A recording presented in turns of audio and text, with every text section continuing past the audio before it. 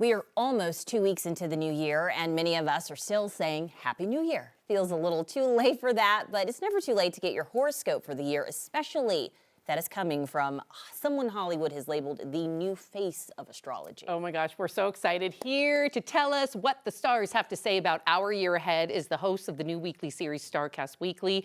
On the streamer, is it Gaia? Gaia. On Gaia, evolutionary astrologer Richard James. Thank you Wow. so much for being here. Thank you. I'm so excited. Thank you for This is having me. amazing. This is We've been talking about this for like 2 weeks. Oh so yeah, let's the, go. The buildup is real. So before we get into everything, Yes. First and foremost, what is an evolutionary astrologer? That's an amazing question because there are different branches of astrology. Evolutionary astrology is really concerned with like personal growth and personal development, understanding your past, understanding your patterns, understanding your conditioning, to try to help people live a more meaningful, purposeful, and happy life. So we really want to understand where you come from, what are you working with, and how can we set you up for success. That's incredible. And I know this is a tall order, but is there any way you could just like take us through the signs? There's like just one little word, one little thing you can give each sign going into 2026. I got you covered. So what I've been thinking about is I kind of group the signs by different themes that are showing up for them. Okay. So with Aries and Leos, for an example, and I'd also like to throw in Geminis, this is a big year for personal development and personal power.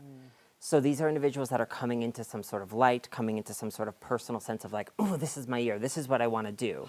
So it's a really exciting time for these three signs. Now, that's gonna feel so good. Feels so good. It's your turn. It is my turn.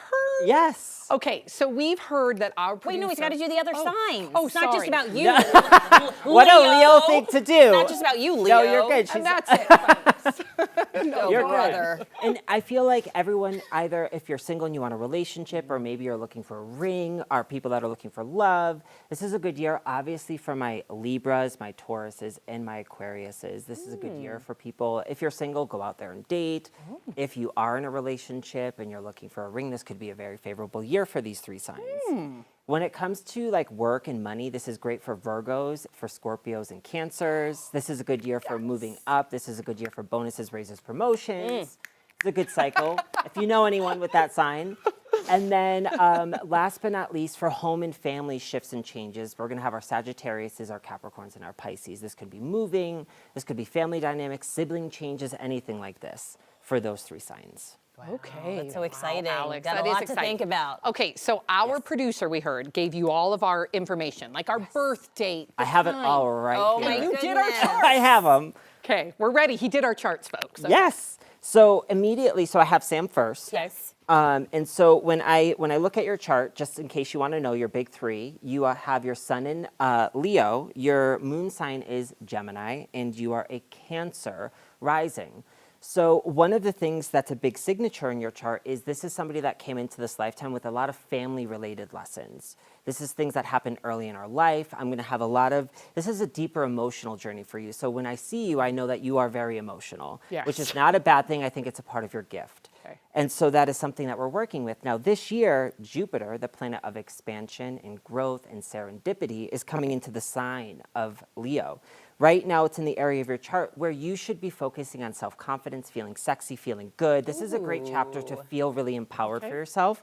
When it comes into Leo, which is going to be in July, you're going to have one whole year of Jupiter in the sign of Leo, which is going to really bring a big light to you about visibility, recognition, finally maybe getting the appreciation that you always wish you could have. That's July. amazing. Also good for July. money, by the way. It's going into your money house. So let's look at 2026, 2027 for money. So Yes, yeah. let's. Heck yeah. Yeah. Okay, Alex's turn. Yes, Okay. Yeah. you have your chart right here. Okay. And so what we have here is we have the Scorpio sun, which I love. And then we have your moon in Leo, and then you have a Pisces rising. Very intuitive individual. She is intuitive. Yes.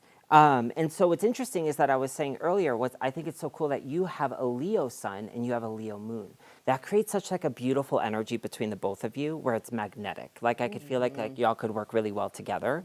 And so And that do. is a beautiful thing. Now, with you have Jupiter, the planet of expansion and growth and serendipity in your fifth house. This is a great chapter for you, honestly. And it's difficult sometimes for Scorpios because you can sometimes be serious. I want you to learn to have more fun. This is a year for you, 2026, about having fun, being playful, enjoying the more lighthearted things about life. And sometimes with Scorpios, they can be so serious, like, why? Like, why is this happening? They go so deep into things that they don't allow themselves to enjoy the simplicity of life. That's a big lesson for you. Okay. Is to enjoy the simplicities of it. Are you in a relationship? Yes, I'm married. So this is a great cycle as well for love. It's a great chapter for you to travel together or do something like this. It could be very invigorating for you in this area. Do you have children? Yes, too. So this is also an area for focusing on children if you want to have more children.